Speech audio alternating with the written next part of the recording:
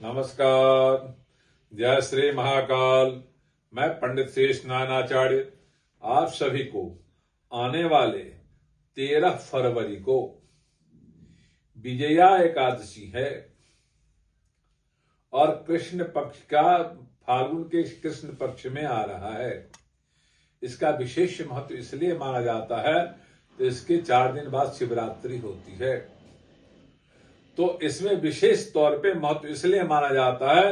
एकादशी, द्वादशी, त्रयोदशी, चतुर्दशी और अमावस्या, तो 3 दिन 5 दिन पहले ही भगवान शिव की आराधना विशेष रूप से की जाती है, तो एकादशी तिथि से शुरू हो जाता है। जो लोग एकादशी व्रत करते हैं,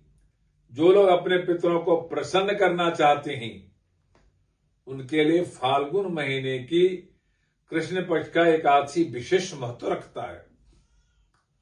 आप मन में संकल्प करें, मैं अपने घर में किसी प्रकार का दोष पितृ संबंधी है उसको समाप्त करने के लिए और विशेष पुण्य प्राप्त करने के लिए मैं इस एकादशी व्रत का संकल्प लेता हूं, और जो भी इसका विशेष फल है भगवान के चरणों में अर्पण करते हुए मैं अपने पितरों के चरणों में भी अर्पण करता हूं और मैं उनसे सुख समृद्धि की आशीर्वाद मांगता हूं। ऐसा मन में संकल्प करते हुए आप सुबह स्नान ध्यान करते हुए मन में संकल्प कर लें और संकल्प करके आप एक आसन लगाएं भगवान के लिए। साथ में आप भी आसन लगा के बैठें, पूरब दिशा में मुंह करके बैठ जाएं और भगवान शालिग्राम का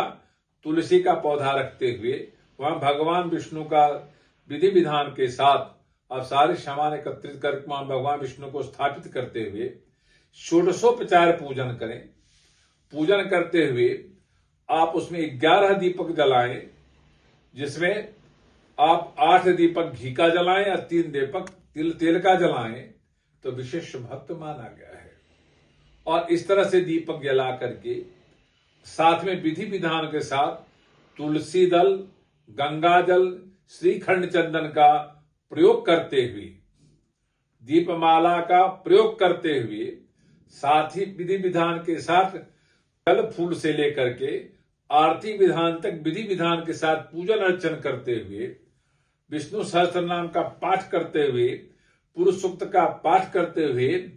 गणपति गौरी इत्यादि का मंत्र का आवाहन करते हुए जो विधि विधान के साथ आप पूजन अर्चन भगवान विष्णु को करते हैं, तुलसी की पूजा अर्चन करते हैं, तो आपको विशेष फल की प्राप्ति होती है। जो लोग सुबह से लेकर संध्या काल तक पूजन अर्चन करते हुए भजन कीर्तन करते हैं, मंत्र का जाप करते हैं, विष्णु सहस्त्र नाम का पाठ करते हैं और इस विधि विधान के साथ अपने जीवन यापन में अपने पितरों को प्रसन्न करने के लिए अपने गोत्र के पितरों को, अपने मातृ गोत्र के पितरों को, अपने पत्नी पक्ष के पितरों को, गोत्र के पितरों को, सभी को ध्यान करते हुए ये एकादशी व्रत भगवान विष्णु को आराधना करते हुए उनके चरण में अर्पण करते हुए पितरों के चरण में भी अर्पण करें, उनसे आशीर्वाद मांगे। वो आशीर्वाद निश्चित देते हैं एकादशी व्रत का फल का, और अगले दिन सुबह ही आप उस फल के उसको पारण करें, जिसमें तुलसी दल और गंगा दल का विशेष तौर पे पहले ग्रहण करें और फिर जब भोजन करने से पहले